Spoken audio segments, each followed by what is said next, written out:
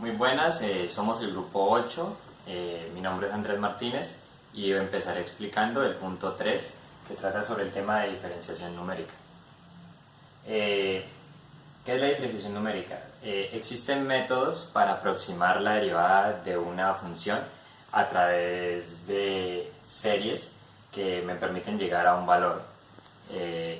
Esto debido a que hay veces que calcular la derivada de una función de manera analítica sería mucho más complicado o engorroso. Entonces, usando la serie de Taylor, que se ve de esta manera, yo paso luego a despejar la derivada de la función, de la serie. De esto puedo tomar simplemente el primer término y el último si desconozco la segunda derivada. Pero este término, esta función que me queda me ocasiona una menor exactitud. Entonces, para aumentar la exactitud o disminuir el error, lo que hago es que utilizo una aproximación para la segunda derivada que se ve de esta manera. Y luego, haciendo reemplazo de esa aproximación en la primera ecuación, la ecuación 23.2 en este caso, me obtengo esta ecuación final. Luego, simplificando, obtengo esto y de esta manera puedo llegar a hallar la derivada en un punto de manera más exacta. Una vez simplificada la función, puedo notar aquí que tenemos como primer término el punto en el que voy a hallar. Como segundo término, el punto inmediatamente siguiente al punto donde voy a hallar. Y como tercer término, el punto inmediatamente siguiente a ese. ¿De qué depende ese inmediatamente siguiente? Dependerá de este término h que está relacionado con el paso. Entonces, en este caso, si yo quiero hallar la derivada en el punto 1, lo que haría es, para el punto inmediatamente siguiente, si h fuera 0.1, sería a evaluar la función en 1.1 y para el siguiente sería 1.2. Bueno, mi nombre es Juan David Maquilón y voy a continuar con el tema que terminó mi compañero. Quedamos en esta fórmula. Esta es la fórmula, digamos, convencional. Aquí hay unas variaciones. Tenemos esta, la que explicó mi compañero, que es hacia adelante. ¿Por qué hacia adelante? Porque vamos de xy a xy más 1 a xy más 2. Pero también podemos calcularla hacia atrás, o sea, tomando el salto, la distancia de paso, hacia atrás. O sea, en vez de xy más 1 más 2, xy menos 1 y xy menos 2. Y se cambian, como vemos, los signos de los exponentes. Entonces llegamos a esta ecuación, que es otra manera de calcular esta derivada, pero en esta vez hacia atrás, con los pasos hacia atrás, como expliqué. Y la última variación que existe es la centrada. La centrada, que implica que cojo dos distancias de paso hacia adelante, como vemos acá, y dos distancias de paso hacia atrás, como podemos observar acá. Entonces, para calcular una derivada en un punto, tenemos tres opciones: hacia adelante, hacia atrás o centrada. Vamos a ver ahorita con el ejemplo que la que suele ser más exacta es la centrada. Entonces, este método nos sirve no solo para hallar la primera derivada, sino también podemos hallar hasta la enésima derivada. ¿Por qué? Porque estamos usando la serie de Taylor. Entonces, lo que hacemos es simplemente reemplazar la derivada, la que tenemos, reemplazarla en la que queremos hallar. Entonces, vamos ahorita a ver los ejemplos de cómo quedarían la primera, la segunda, la tercera derivada utilizando este método. Llegamos a este punto, entonces vamos a ver las derivadas. Bueno, la primera derivada, ya como vimos, la manera en que se hallaba queda de esta forma. Si queremos hallar la segunda derivada, procedemos a reemplazar este término en la serie de Taylor y llegamos a esta expresión para la segunda derivada. De la misma manera, la tercera derivada nos va quedando de esta manera, y la cuarta pues sería de esta manera. Solamente consiste en reemplazar. Estas son las ecuaciones del SAT hacia adelante, pero también podemos hallarlas hacia atrás, de la misma manera que hallamos la primera derivada. Entonces, estas vienen siendo hacia atrás van cambiando como vamos viendo, como vimos en el primer ejemplo, los signos de los exponentes, pero viene siendo lo mismo. Y de la misma manera con la centrada, que es esta. Es un poco más larga que las dos anteriores, porque usa más términos de la serie de Taylor, por ende es más exacto.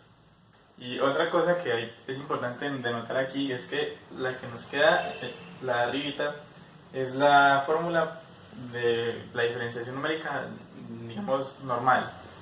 Y la de abajo es la de alta exactitud, por eso cambia notablemente el tamaño de la expresión. Porque en esta usábamos solo el primer término de la serie de Taylor, y aquí usamos el siguiente término, por ende nos queda más grande. Y bueno, mi nombre es Steven Espinal y les voy a explicar el ejemplo para la diferenciación numérica de alta exactitud. Entonces tenemos una función f de x igual a e elevado a 2x y vamos a evaluarla en el punto 3 utilizando un tamaño de paso de 0.1. Entonces, como el compañero Juan David nos explicaba, podemos utilizar tres formas, que es la de hacia adelante, hacia atrás y la centrada. Entonces, como vimos anteriormente, tenemos las tres fórmulas, son distintas obviamente porque utilizamos diferentes términos de la serie de Taylor. Tenemos la diferenciación divididas finitas hacia adelante, hacia atrás y centrada. Pues como explicaba el compañero Juan David, la centrada siempre va a ser más grande al utilizar más términos de la serie de Taylor. Lo primero que debemos hacer para hacer diferenciación numérica de alta exactitud es hacer una tabla de datos, hacer los datos que vamos a necesitar. Por lo menos en este caso, simplemente los hallamos con una calculadora o a mano.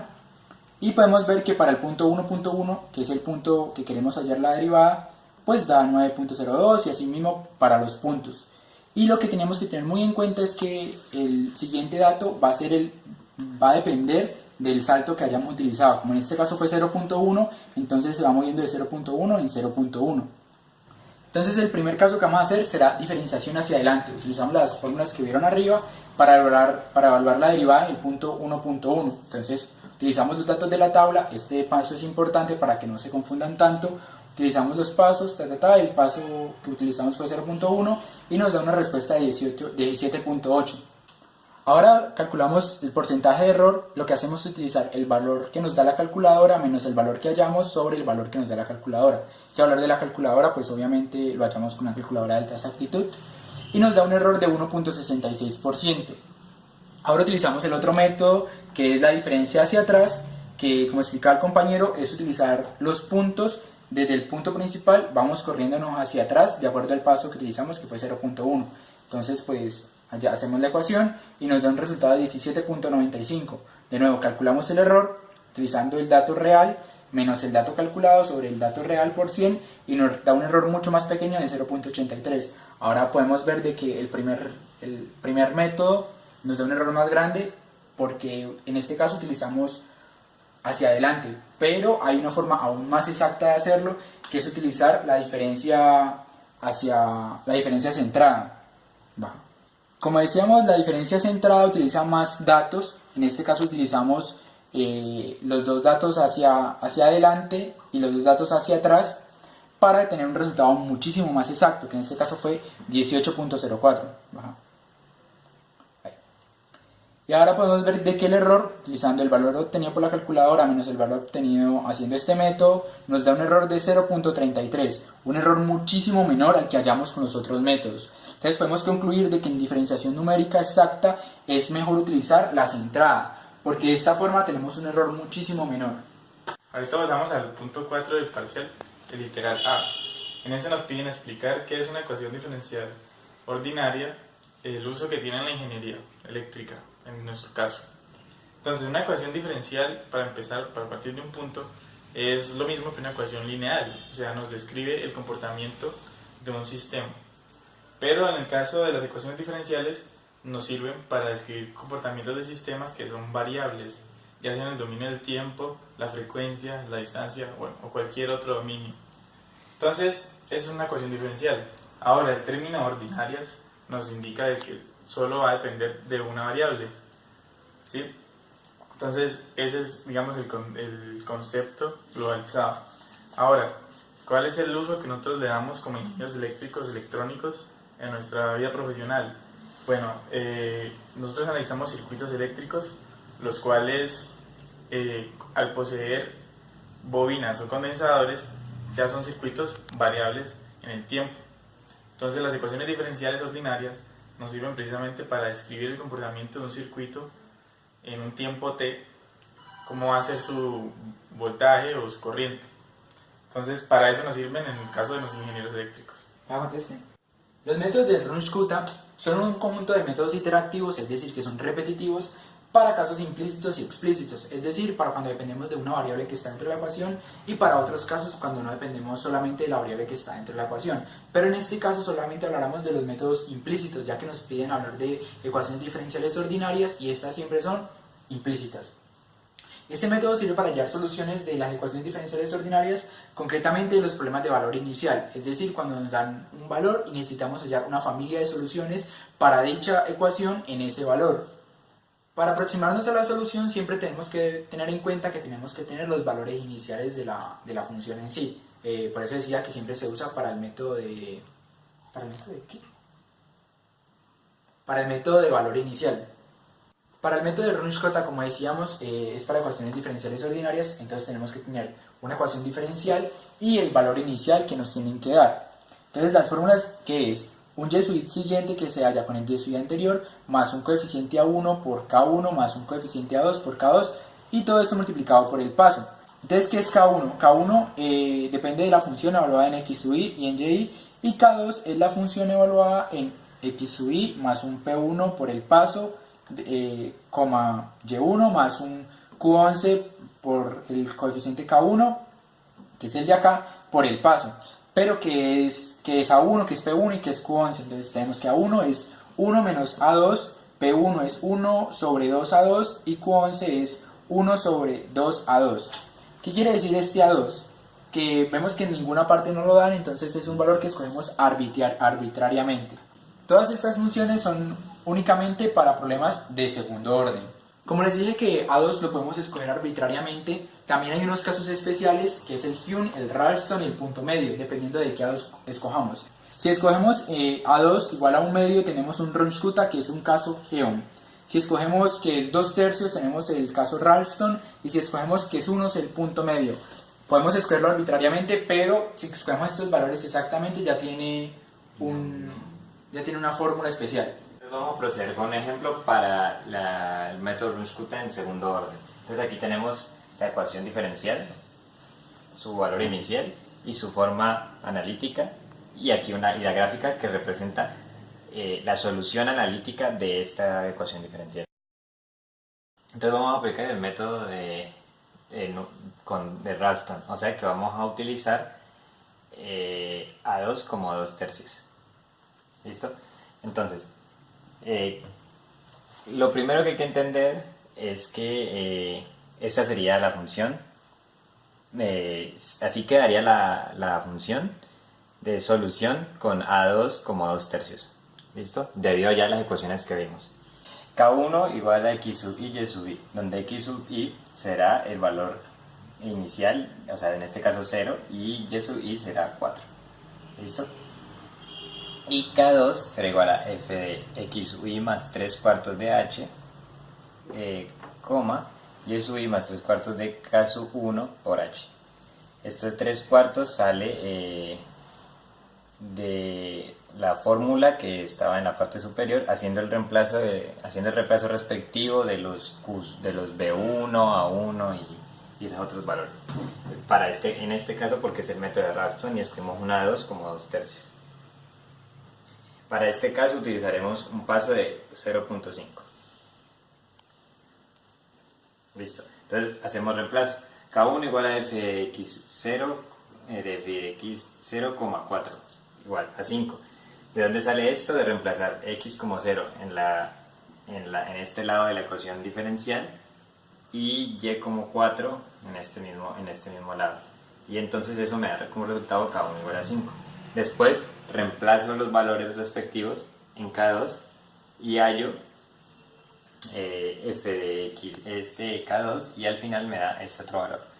Con estos valores, entonces paso ya a hallar un xi, que será el valor de x0 más el h, y un x1 y y1, que será el el valor de y sub 0 más el valor de h, 0.5, por estos valores que son las constantes que tenían que ver con A2, y esto de 5 y 5.9 que son K1 y K2 respectivamente, dándome un valor de 6.815.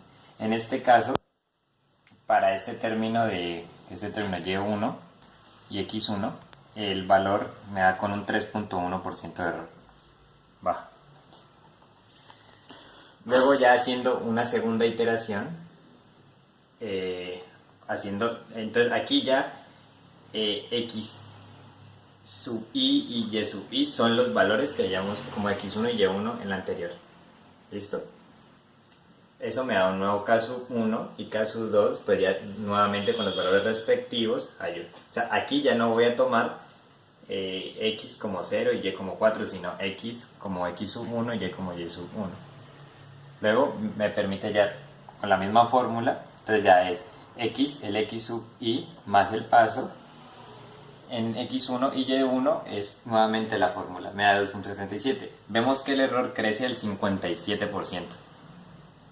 Esto debido a aquí. Podemos ver que el error se dispara debido a que probablemente la función oscila y estamos usando un paso muy grande, lo que hace que el error sea muy grande.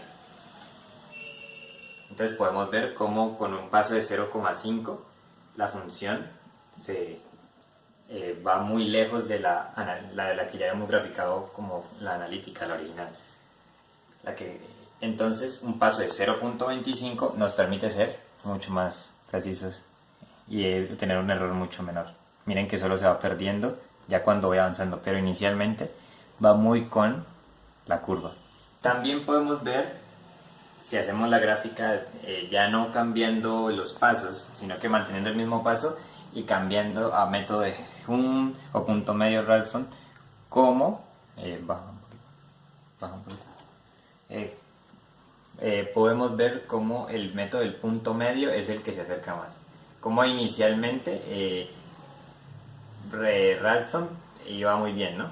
Pero a la larga se pierde, y el método del punto medio es el que se mantiene más cercano a la curva. Ok. Luego ya el caso general utiliza esta serie, y de aquí es donde desprende todo. Entonces, ¿qué sucede? Entonces, esa era la función para el y, y esto para los respectivos k. Entonces, estos coeficientes que van a ir creciendo se calculan utilizando una regla de cuadratura, y dependiendo de cómo los escoja, pues esto me va a aproximar más o menos a la función, a hallar los valores de la función. Típicamente, para cuarto orden, yo utilizo estos coeficientes. Entonces aquí ya utilizo estas fórmulas, están definidas. ¿Listo? En el link que se agregará a la descripción del video podemos encontrar cómo tener los parámetros en caso de trabajar con un orden mayor.